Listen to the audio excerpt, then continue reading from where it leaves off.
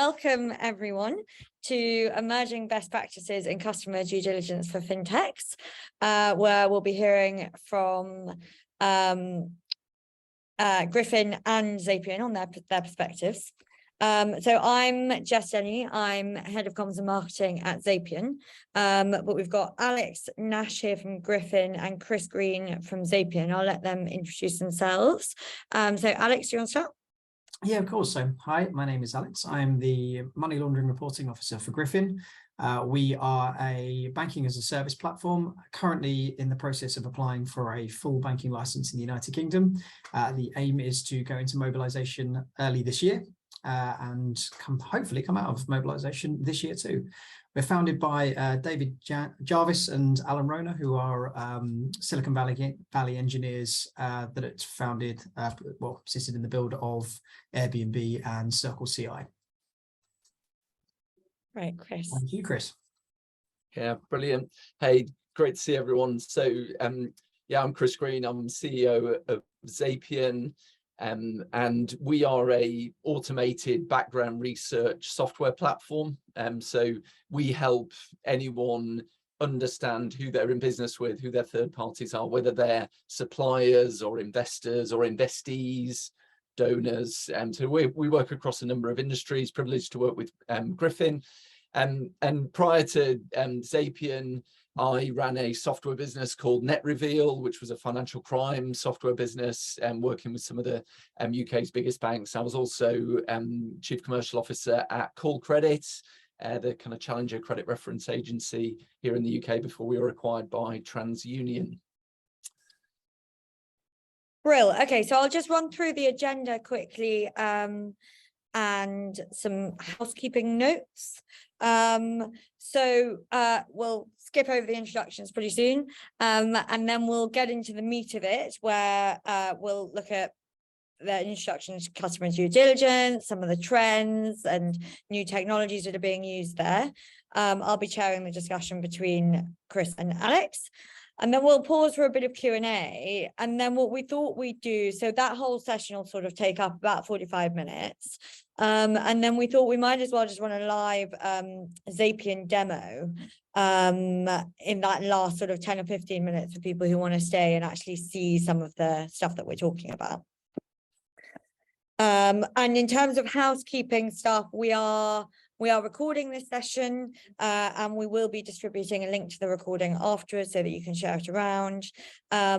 Please do use the Q&A button to ask Q&As throughout the session. We've got that sort of section for it at the end, but we're really interested to hear your thoughts as we go along. As you know, things might spring to mind halfway through that you sort of forget about later. So please do keep that chat open. Brilliant. Okay, so let's start. Alex, I think I'm going to come to you first as the MLRO in the room. Bit of an introduction. Could you give us a bit of an introduction to customer due diligence? Now, obviously, hopefully, most of the people on this call have a bit of an idea what that means, but let's just define it and where it fits into the wider sort of fintech compliance process traditionally, and then maybe how that's changed a bit over the last few years. Yeah, of course. So I think the one thing that I would always start with customer due diligence, that it is rife with terminology that is misused or used in various different ways. So when I refer to customer due diligence, what I'm talking about is the knowing your customer, knowing your business, and the risk assessment that comes with that. It's commonly misconceived that customer due diligence is simply about identifying and verifying the customer's identity and making sure that you are aware of who they are and that they are the person that they say they are. But in actual fact, customer due diligence has definitely taken a leap over the last decade to move far more to the making sure that you appropriately understand what that customer is going to do with you and what that customer is going to do with your product, probably more to the point. So it's, I think one of the key definitions that I see sort of mismatched quite frequently is the fact that CDD is KYC. It's not necessarily the case. KYC is a much broader picture to some. CDD is a much broader picture to some. For me, customer due diligence, KYC, KYB is about knowing the individual, knowing the entity that you're working with, and understanding their business or their activity. Yeah, and I think that emphasis on really knowing and understanding them, to my mind, is something that has actually changed quite a lot over the years. That used to be more of a kind of tick box check, but my sense is that recent regulatory changes, we've seen some big fines, and kind of, is that an emerging trend that you would say, having looked at over the few years, like how has that space evolved? Yeah, I think so. I mean, a really good example of this is simplified due diligence. And the way in stored value cards, simplified due diligence used to be a far more significant factor, especially when I first came into industry. I recall it being something that firms tried to use to say, you know, I've got a low risk customer, I'll be able to apply essentially very little due diligence, or definitely not verify the checks that I've undertaken, in order to just deliver a product as quickly and cleanly as possible without any friction for the customer whatsoever.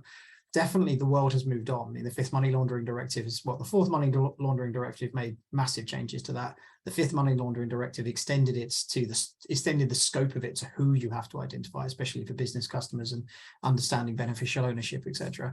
So yeah, the world has definitely moved on, definitely for the better, without a shadow of a doubt.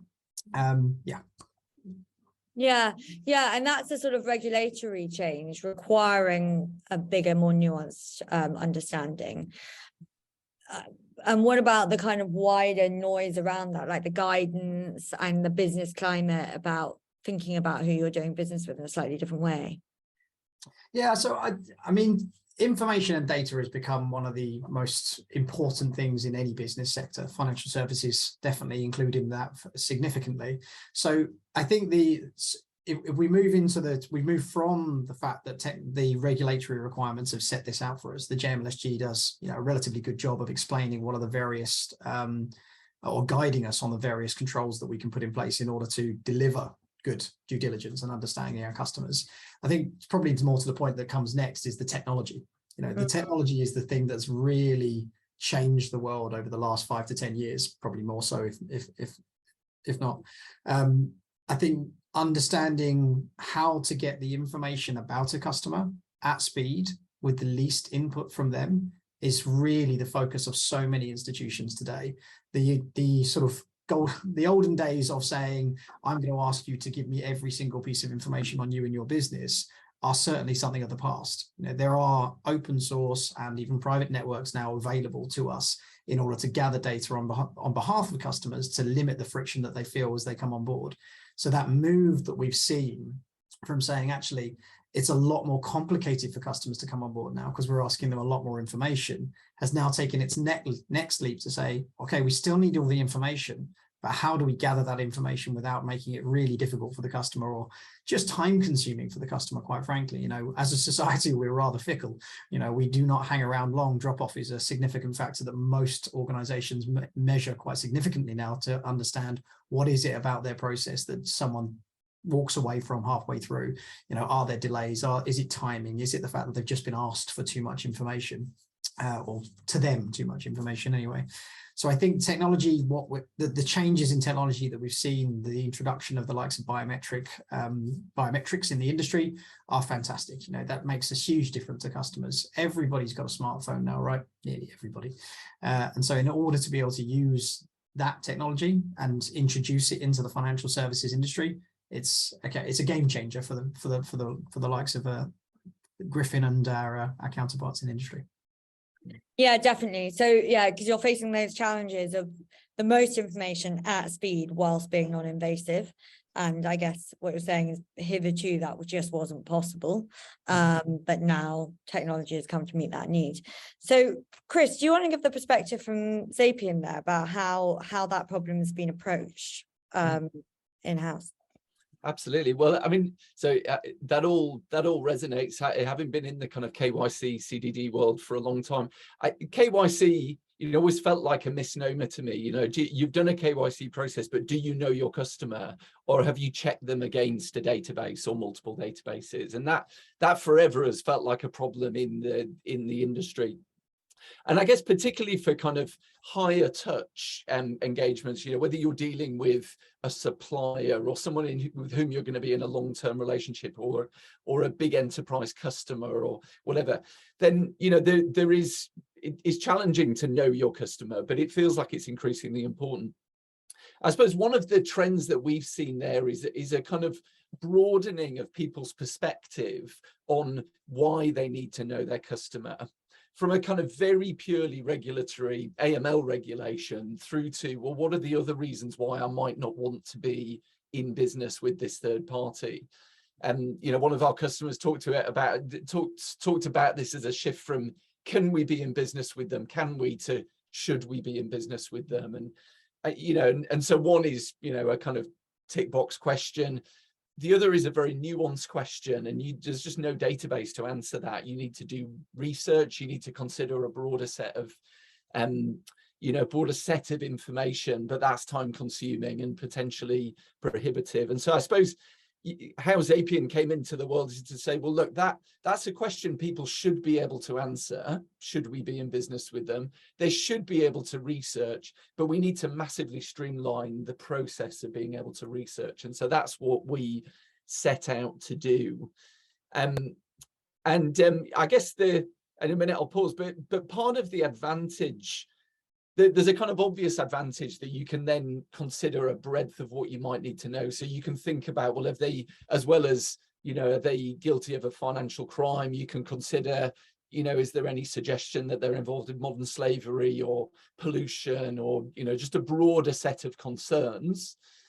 But also, actually, if you're surfacing all of this stuff, then potentially it's helpful for an organization to build a relationship with a third party. It's helpful in a positive way, not just in an avoidance of risk way. You know, if you really know your customer, then you can understand how you can help them better. And maybe we'll come back to this, but, you know, the idea that maybe then these checks can move into the first line, you know, the first line can play more interest in this, because actually they're finding out things that are going to help them do their job more effectively. If they're a relationship manager in a private bank, or if they're, you know, a lawyer seeking to build a new relationship, you know, all of this is potentially helpful. Yeah, and that is something that I definitely want to come to, that what it enables you to do that you weren't able to do before. But just to round off on that kind of shift from can we to should we, I know that's something that you've mentioned before, Alex, that some of the decisions you're starting to make and you take very seriously at Griffin are kind of, you had some great language around it, that it's not about just people that you can work for, but you can really work with. Yeah, absolutely. So, I mean, one of the keys to good business, as we all know, is ensuring that you work with partners and clients that you can have an effective relationship with. Knowing more about them from the outset is incredibly important. I think to the point that Chris was making, adverse media is something in due diligence that's becoming a far greater focus than it ever has before. You know, it's now talked about in regulatory guidance. There have been numerous white papers on the effectiveness of it, and it is a very dangerous area to deal with. So it's a really difficult balance to ensure that the stuff that you are looking at is actually something that you should be paying attention to. And more to the point, there is an absolute sea of it. With any significant size organization, it is a lot of work to wade through the amount of data that is presented to you. So making good decisions on a significant amount of data that you simply cannot quantify due to its nature is extremely difficult. So I think the one of the things that we've certainly benefited from Zapien's products is exactly that: targeting what we look at, being able to narrow down to the things that we really should be paying attention to, and therefore, in the end, coming out with better relationships. I think I used the example before of a process that we've implemented at Griffin called IDD, or initial due diligence, as we call it. And essentially what this is a non-invasive check into clients, investors, and suppliers that we use. And essentially what we do is we just look at the world for what we can see without touching the client themselves. So we don't need to go to our sales team and say, right, here's a big long questionnaire, fill that out for me, make sure that we get all the data we need, and then we'll go back and ask a series of questions. This is like that first step before we really go into the relationship in any depth. We simply ask for the name of the company, the URL, as per Zapien's requirements. We then get as much information as we can on that customer, and we go out and do our own research. We make an interpretation, say, are there any red flags here? Is this a client that we should be working with, to your point? We don't necessarily say at this point, you know, they're absolutely guaranteed to have an account with us or become one of our suppliers or invest in us. What we're seeing is, are there any initial steps that we should take to say, actually, we could do something now that could really reassure us about something that we found concerning, or we can simply walk away and say, let's not spend time on this. Let's not waste the energy that we could spend on, you know, looking for other ventures, other relationships, and we can just improve the relationship with our first line. I think I'm sure there's plenty of people on this call that work in compliance and are fully aware of the friction that can be created between first and second line. That is something that we are aiming in every sense of what we do to try and reduce. And we want to be there from the early stages. We want to help and not hinder. We certainly don't want to be the ones coming in at the last minute and saying, yeah, now you've got to put a pin in that. That's not going to work. Having that information up front, being involved from the early days, and not creating any friction for the customer by doing it, it's you know, an ideal situation. And I mean, if I can come in there, it's so encouraging to hear these stories from Griffin, because you know, again, you know, our experience for years is, you know, due diligence is usually the last thing you do, and it's because it's a resource intensive process. And so the challenge with that is you can have wasted lots of resources, you know, that you wouldn't have wasted. You could have known something at the beginning, but you didn't. So you wasted resources. But also, there is a risk, certainly, that organizations end up making the wrong decision because there's just so much invested in it now, and it's much, much harder. And as you say, creates friction between, you know, tension between different bits of the organization when you've really got to say no. So, you know, we work across lots of different sectors. One of the sectors we work in is in philanthropy, people taking money from people. You know, one of the big US you know, Ivy Leagues was telling me a story, you know, a couple of years ago, where they'd spent 18 months working on one major gift from one major donor. It was a $150 million gift. I think they worked on it for 18 months and had to turn it down at the end. And you can imagine the standoff in the organization, you know, having invested all of that time. So, you know, we love your term IDD, and, you know, I think we'll be using it more, but that idea of initial due diligence, take a quick look. The first thing you do, if, you know, if it's a private equity firm, just look at, you know, the deal flow at the top end. If it's a legal firm, if it's, you know, and potentially then just save yourself lots of effort, partner time, whatever. Yeah. Absolutely. Yeah, and I know in the university sector, they call it the sort of sniff test, but I think that could apply across any kind of business.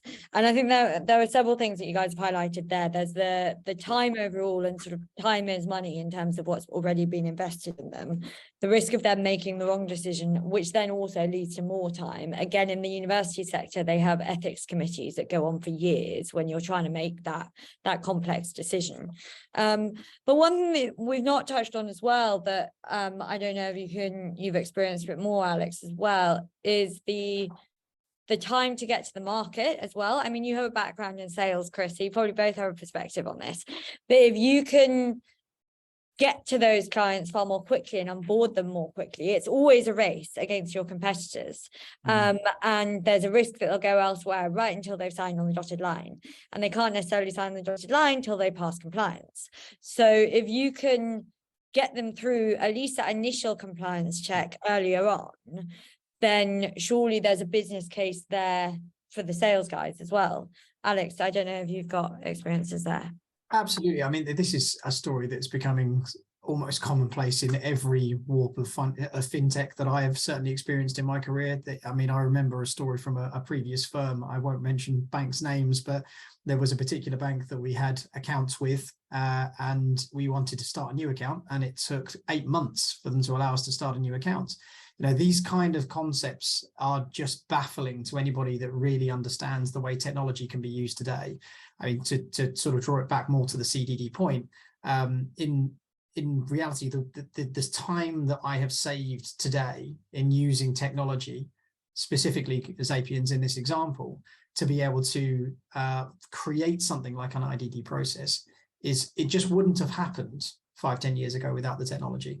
I mean, realistically, to undertake the checks that we are doing today would take probably at least tripling the size of the team that I have right now in order to just accommodate the man hours that it takes to actually finish something like that.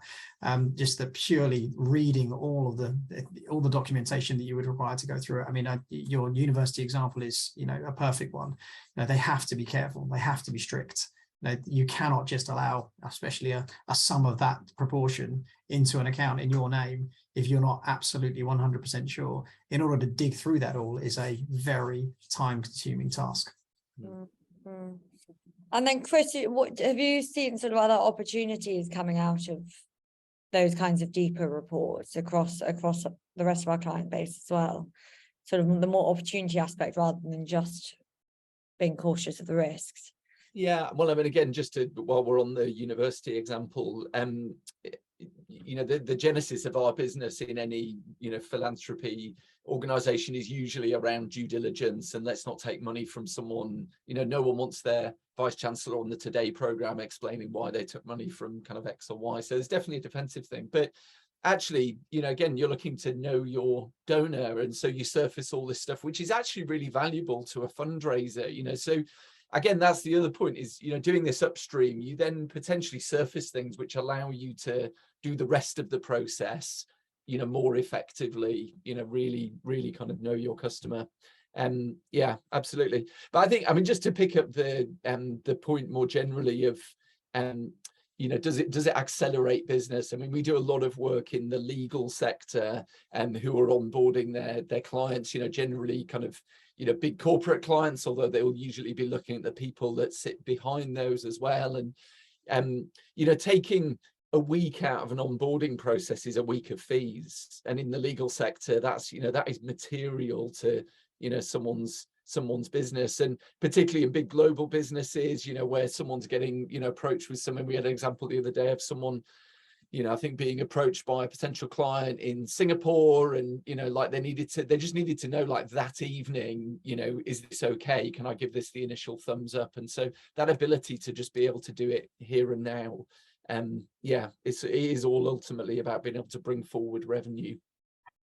Yes, and I think the next step would be then to actually put these kinds of tools in the hands of that first line.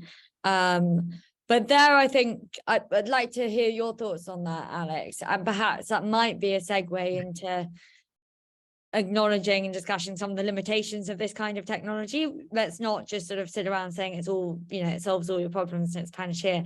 Let's, what are your thoughts on whether it could go into the first line, how that would have to be handled, and what are some of the limitations of AI basically these days? Yeah, absolutely. I mean, so just to touch on Chris's point, I think it's really important to make sure that you consider the fact that technology is only a improvement on a process. It certainly isn't something that replaces people all the time. There are evidently elements that you can replace with, but generally speaking, the concept that we've introduced in the way in which we're using technology today is something that bolsters the experience, the knowledge of those individuals, and prevents them doing the donkey work. Let's be, blunt about it. The way in which we would like to see this moving in future is the way that I think most compliance professionals would love to see their organization going, is saying, actually, is the first line should be competent and knowledgeable enough to be able to use technology like this, or even not, just come to you and say, here's how I'm going to do it. Do you think are you comfortable with it? Not what should I do?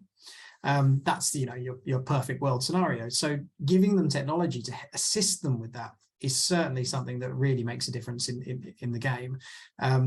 It allows everybody to move far quicker. I think one of the sort of, not really an anecdote, but the concepts that we've certainly noticed at Griffin is that sales, and in previous firms, don't get me wrong, in sales processes don't move consistently. They don't move at one singular pace. If you are operating in a world like fintech especially, things tend to sort of start off with a conversation. They will either peter off for a time and then come back, or they will speed up suddenly when there's a need of a customer to really get to market quickly.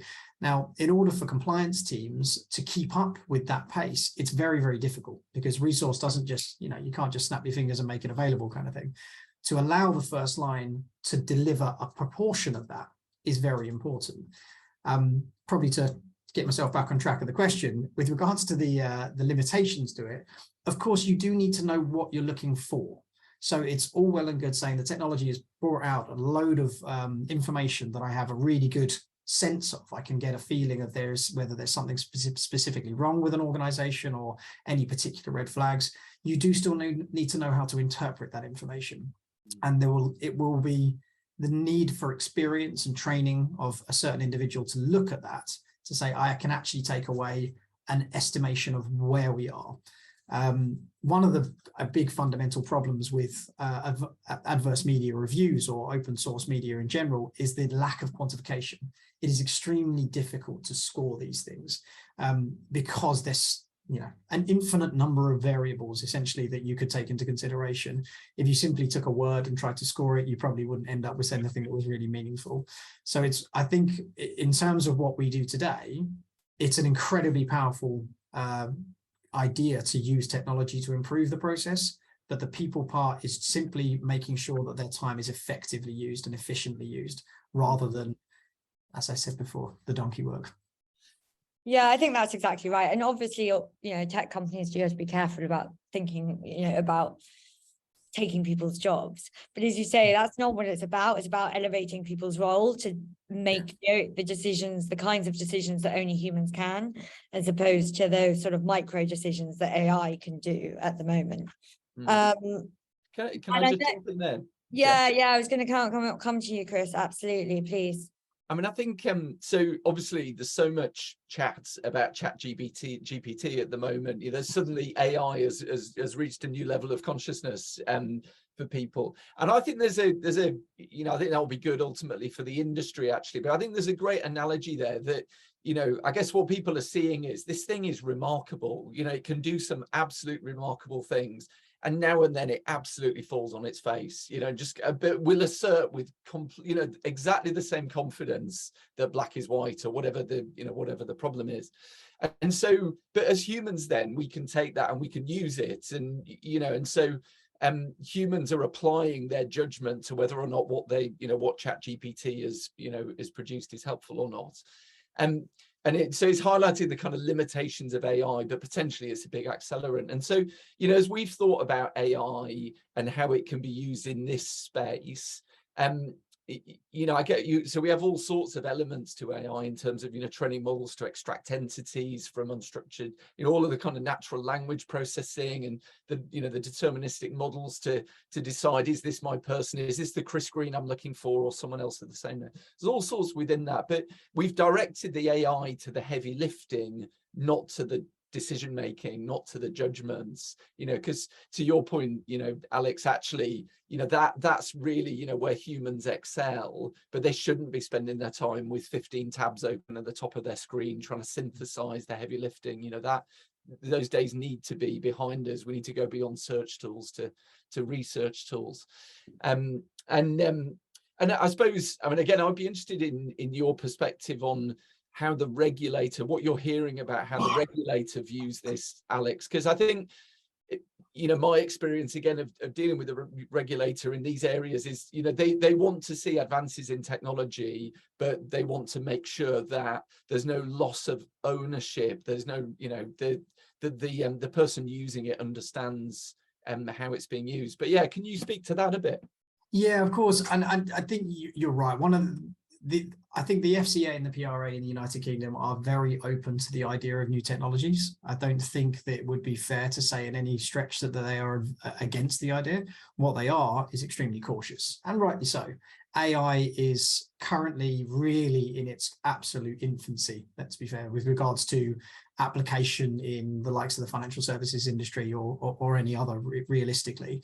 There are not products on the market today that you can categorically say are an effective use of an AI, like you said, that would replace a person. It just isn't the case. Yeah. So the FCA's, I think that the approach that they've taken that I've seen to date is a sensible one. It is, you're welcome to use these technologies, but you must prove that you understand how they work. You must have the checks and balances in place to ensure that you are not letting something take control of your business that you simply don't understand. And I think that concept has been in place way before the introduction of the likes of machine learning and AI. this has always been the case for the likes of, algorithms you might use to determine whether someone is of high or low risk. When you conduct risk assessment, you must appropriately record exactly what you do. And this is simply just an evolution of that. In order to understand AI, you've got to, understand how a business works, you must understand how the control framework you have in the underlying structure is put together. And that is just the development of that, years ago, the algorithms and understanding the way in which that they realistically function. And I've done numerous audits over time where, you conduct dip testing just to work out whether actually something does exactly what it says it's supposed to do. If I input certain amount of data, will it come out with the answer I'm expecting? If it doesn't, something's not right, and you simply can't use that kind of technology. The FCA will just expect that. I would recommend to any organization that's contemplating the use of machine learning or AI to make sure they have a very well recorded understanding of how it operates and to have tested that. And that can be hugely challenging though for the individuals, because suddenly you have to be MLRO, head of compliance, and a tech expert. Well, yeah, I think there's some fundamental things that you can do that can separate. Yes, experts are a necessity if you want to go into highly complex technological areas, without a shadow of a doubt. But there are some simple steps that you can take to simply help you understand. Like I say, testing is not a complicated thing to do. If you input something you expect a specific output from, and it differs from that, you know that there's something not quite right in the way it operates. So there are simple ways of getting round the really complicated, and let's be fair, nowadays very expensive specialists that will come with a significant insight into code and how it operates. Yeah. And so I think it was interesting, just coming back to what you were saying earlier about the dangers of just trusting a kind of black box of AI, and how I think it links to what you said at the very beginning about the vast quantities of data that are required now, because we've spoken quite a lot about adverse media, but actually, let's be clear, like the information that Zapier pulls back, but also that is all the other information that is required for CDD is a lot more than just adverse media, and that has to be looked at in a holistic sense, and any kind of risk scoring or judgment has to be done on that holistic basis. And I think we are quite far away from an AI, any kind of technology, being able to make that judgment for you. I think that's the big difference between machine learning and AI, right? An AI, effectively, your expectation is that it makes a decision on your behalf. And we are simply not at that stage. As we said earlier, this is about improving the efficiency of those with the expertise to use it. It is not about replacing the decision-making concepts. I think if what we're really looking for from technology is make our lives easier. I think I said to you before, it was one of my comments was, the internet today, to scroll through it is a robot's job, not ours, right? We don't need to do this anymore. We've got things that can do it for us. We've moved on. We don't have to click through every single Google link to work out whether we've got something we should be identifying. We can get something to do that for us. All it does is point us in the right direction. Yeah. I know, Chris, you've previously spoken about searching the internet and kind of, Google only gets you so far. I don't know if you want to pick up on that point.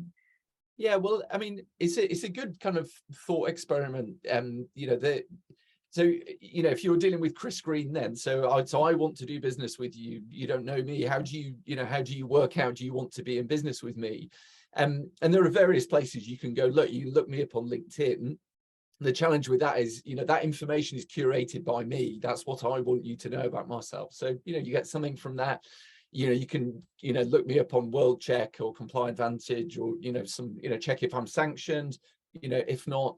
But, eventually the kind of databases run out, and there is information on me out there on the internet. I mentioned in, newspaper articles and various things. But the problem is, if you Google Chris Green, you get 1.3 billion results. You do, because not that I'm self-interested, but I know. And so, but, so you can Google Chris Green and Zapier, but clearly, I've worked at other places. And so it becomes a kind of research activity. But to your point, and when we talk about adverse media, really, we're talking, I think, about internet data. It's all this stuff which is out there kind of in because it's, you know, what is in the Panama Papers or what is mentioned somewhere on a reputable blog or whatever. And it's just impractical to read it all. And if you get alerted on social media, you get alerted on adverse media, you'll get alerted on all the Chris Greens. So you know, so many solutions in our industry have 95% plus false positive rates, which is insane, but we put up with it because that's the way it's always been.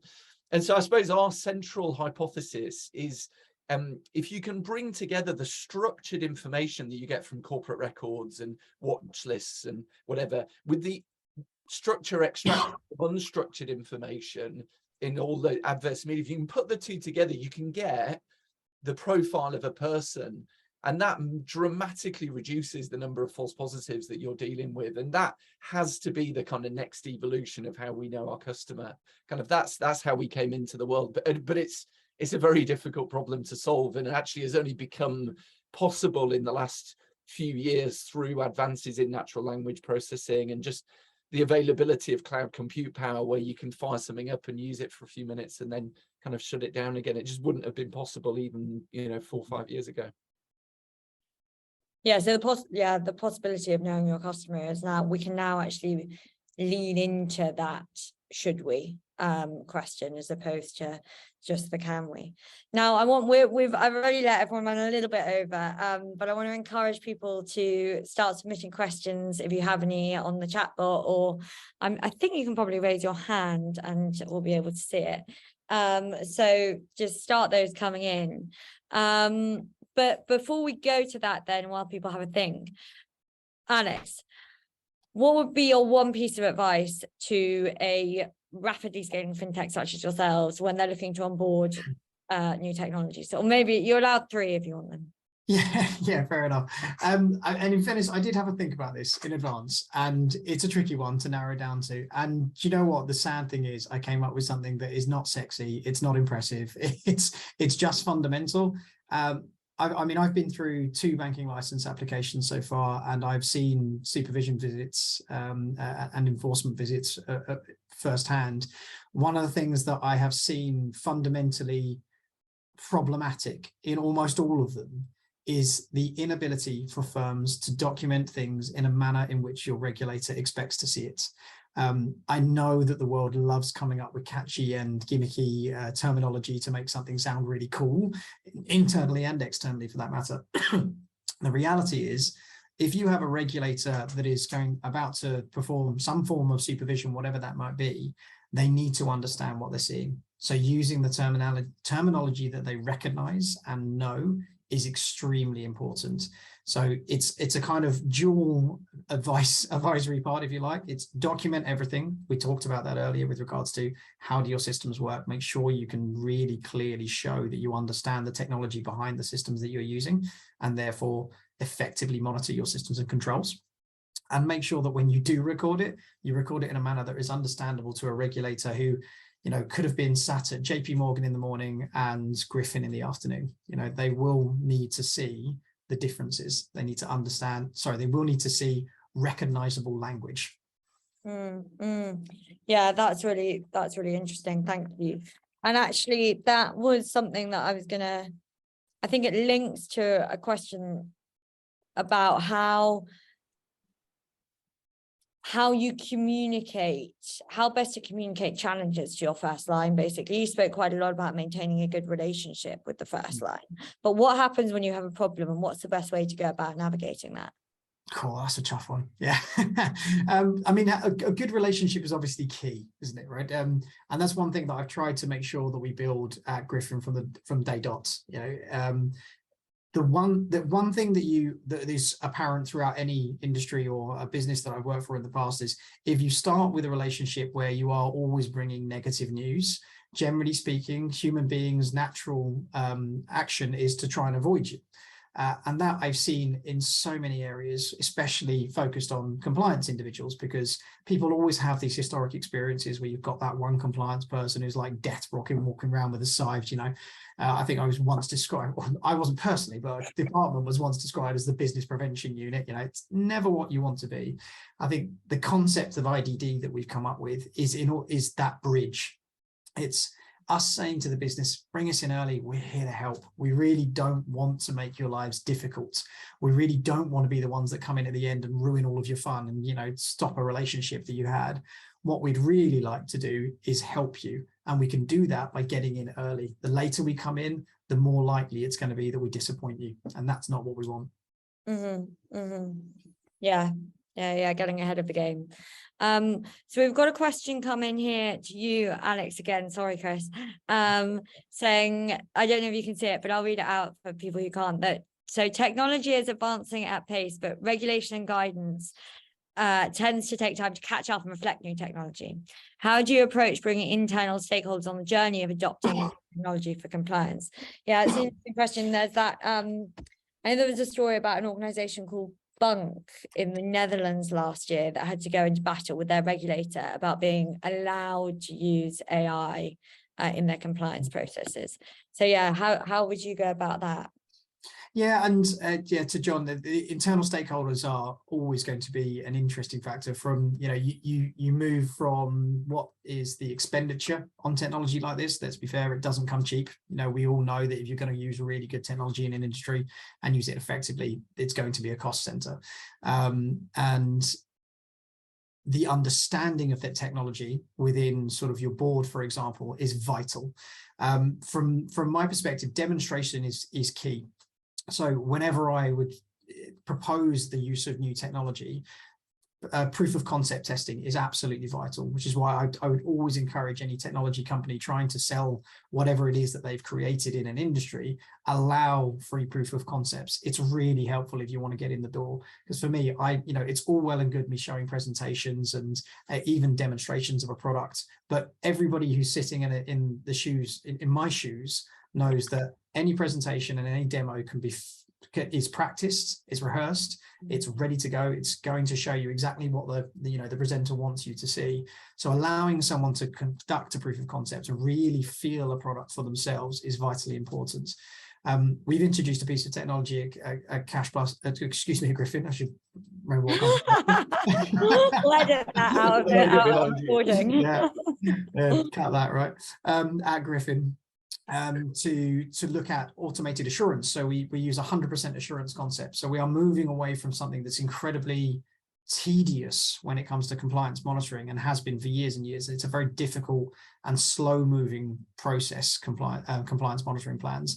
And they are, generally speaking, they are seen by business, the internal stakeholders within the business, to be kind of a painful experience. You know, it's me basically taking a load of your resource for a short period of time, asking you tons of questions about what you do, and people feel invaded. You know, they don't like to have this oversight or this real scrutiny on them.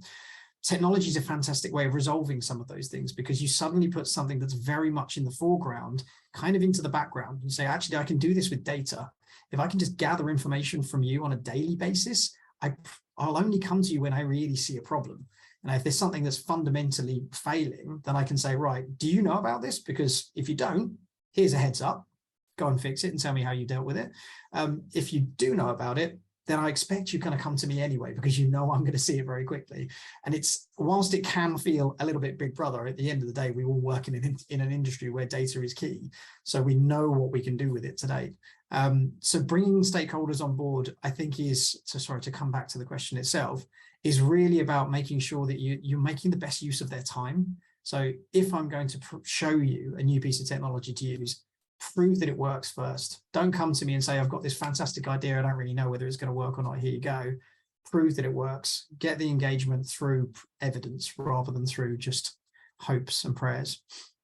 Yeah, that makes a lot of sense. And that is actually just quite timely, as we do need to segue into the demo from Zapier.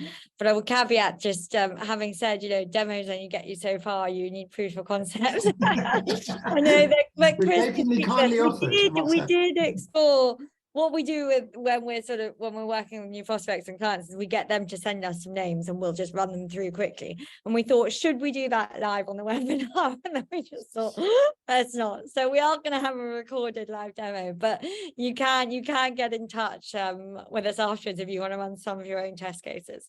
Anyway, I'll hand, thanks so much for that, Alex. I'm going to hand over to you now, Chris, but I think also do feel free to interrupt if you've got. Yeah, I was going to say that, Alex. I mean, yeah, you'll have a different perspective on this, so do chip in. But yeah, we were keen just to flash up, what it looks like, partly because I think it helps to kind of bring it to life. So let me show you.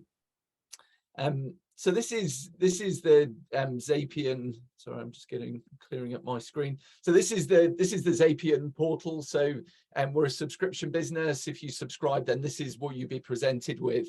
And as Alex said, we've tried to keep this as simple as possible. So if you want to search for a person, then we just need the name. And we need some sort of context. So if you were searching Chris Green, well, let's search Chris Green, the one that works at Zapier, and that's enough to uniquely identify me. And you can also search for an organization. In a minute, I'll show you some examples, but you basically then just fire the system off. And so, critically, we're not a database. This is on-demand research. So the system is now firing up cloud resource, and it's going to go through a process of researching this subject, Vijay Patel. And actually, if I rather than just watch that screen, because it's a working screen, if I just quickly show you then the kind of headlines of what the system is doing. So the system on the left is going to further down corporate records, international corporate records, is going to leak sites, it's going to any obvious kind of, they politically exposed, are they sanctioned? We go to kind of regular news and media, but we go to the internet. The system is going out and searching all publicly available information. It does it multi-language, so it works across over 130 languages. It's all translated into English. And then everything that it finds, it brings back and reads, using natural language processing. The idea is that the system is able to read, Chris Green is the CEO of Zapier. He is doing a webinar with Griffin. The system is able to recognize then that the he relates to the Chris Green in the first sentence, and therefore I can link that to what comes later. And it's able to read and extract knowledge and entities and associations and various things. And then it uses that in order to ultimately resolve down to the Chris Green that we're looking for, not all the other Chris Greens. So it will do whatever it can. We've modeled this on how a human analyst would work. So if there are two photographs, it will compare. No, obviously not the same person.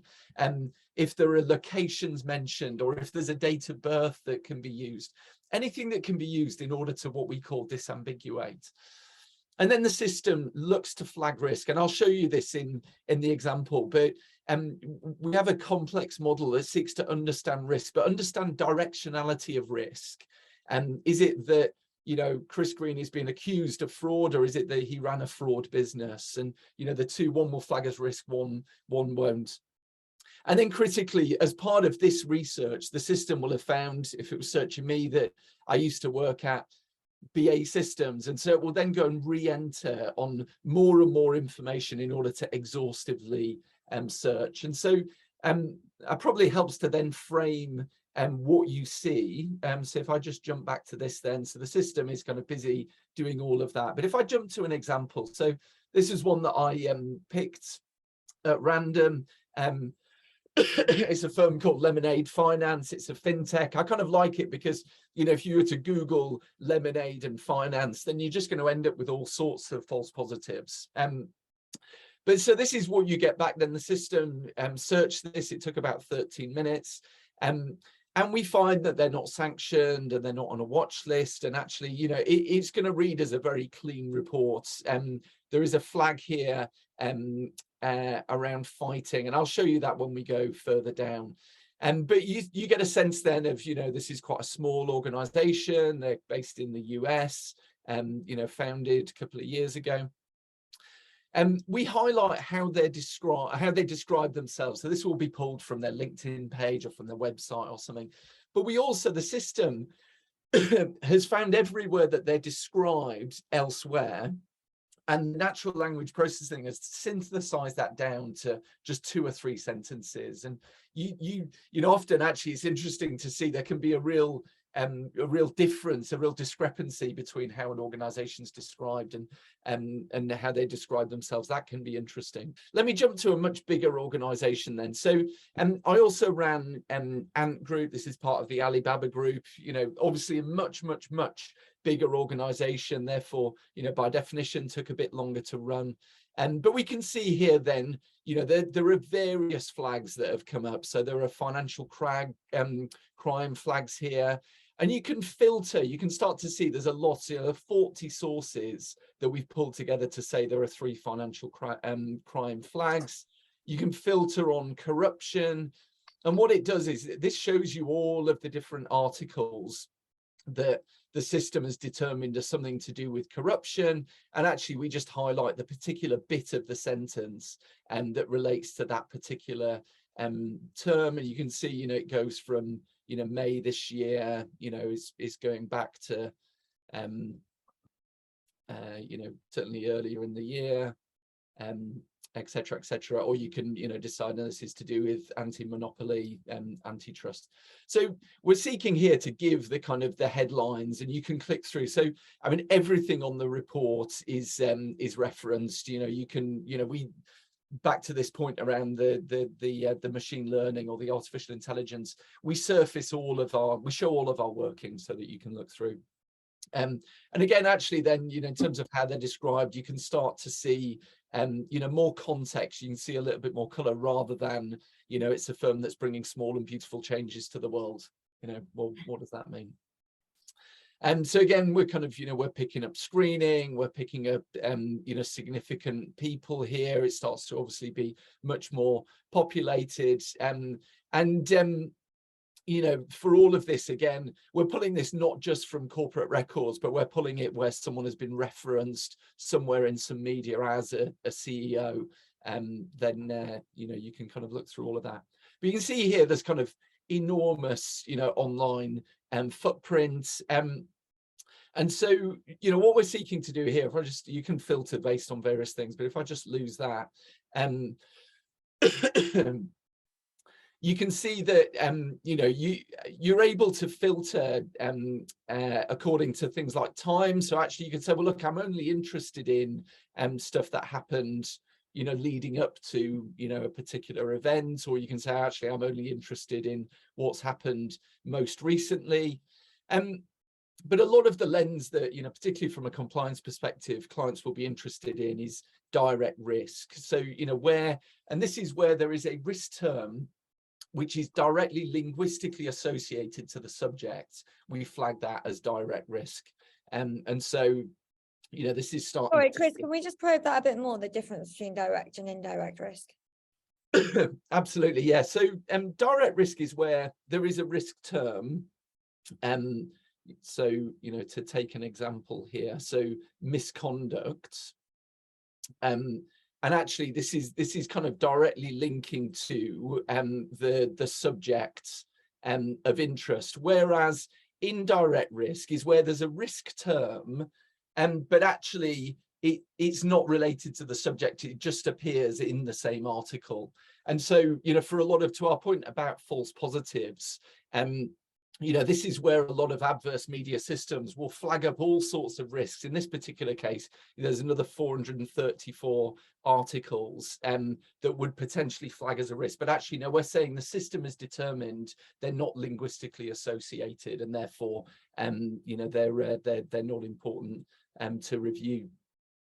So you can basically just very quickly get a handle on what is being said about this organization. And then just finally at the bottom of the report, then we pull out where we've managed to find, you know, people or roles that are referenced, then we will kind of highlight those here, where there are affiliations, where there are additional descriptions, you know, organizational relationships. This is all pulled from kind of unstructured information. Then we highlight that. And so just to give people a sketch then quickly, I ran a person report as well, Victor Vexelberg. And again, it's the same sort of thing. It's all the same underlying technology, but it's obviously presented now, focused on a person. So you can see where their online presence is, these kind of headlines. You can see there are sanctions current there. And here, we pull kind of various corporate records, so we can see, where he's got current directorships, etc. We see who he's associated with, where in the world, his business operations, who are the people. This was interesting. We had one client talking about this, that actually, they had someone who wasn't sanctioned. There was no obvious link to the Kremlin, but actually there were some pictures of them with, pictured with Vladimir Putin, potentially then interesting. And similarly, again, lots of kind of web and media. And then down the bottom, here actually we start to pick up, where family members, Marina has been named as his wife, or Sasha as a son, and where we pick up acquaintances and wealth estimates and how they're described and various different things. So that was just to give people a very quick sketch of what it's doing. And just in the last sort of minute or so that we've got, I'd love to just get from Alex which area you think is most valuable within all of that, because there's so much information. Maybe it's the fact that it's all in one speed. I don't know. What's your sort of key takeaway from that? Yeah, I mean, so, and it's probably tying into the point that I was making earlier about documenting things. One of the really helpful things from my perspective is I can download that report. In fact, it holds on Zapier, so I can get back into it at any time, which is brilliant. But the fact that I can download that as a PDF and put it on a case file as part of an investigation into a client is really, really useful. The fact that it's then held, all of the data that I've looked through is all in one place. All the links still operate, etc., etc. So it's incredibly useful just for putting it into a case file and using. I think I would not do it justice like Chris has to explain all of the incredible things that it can do. The technology alone is brilliant. If I were to pick out one piece of the technology that I think is really, really helpful, it's the condensing down an entire news article into a singular paragraph and being able to just essentially get the theme of the article from that. So again, from a time perspective, obviously, as you've shown, it keeps and discards certain articles depending, and shows you both. In order to get through even the ones it keeps, that can be a significant volume. What you can take is that single paragraph and say, I know what the theme of this article is, and I know it's going to link to 2 or 3 other articles that I've seen in a similar area, and I can immediately say whether that is an important article for me to carry on looking at. So that's, yeah, I think in terms of the natural language processing that it goes into achieving that, that's a fantastic piece of technology. Yeah, which comes back to that kind of time saving and holistic view. Okay, we are going to run over. So thank you both so much. In terms of next steps, obviously we'll be sending around this recording so that you can share it around. If anyone is interested in their own personalized demo of Zapier, then just reply to that email and we can set something up for you. But I think that's it. Again, thank you, Alex. Thank you, Chris. And I'll see you very soon. Thank you both very much. Take care. Bye.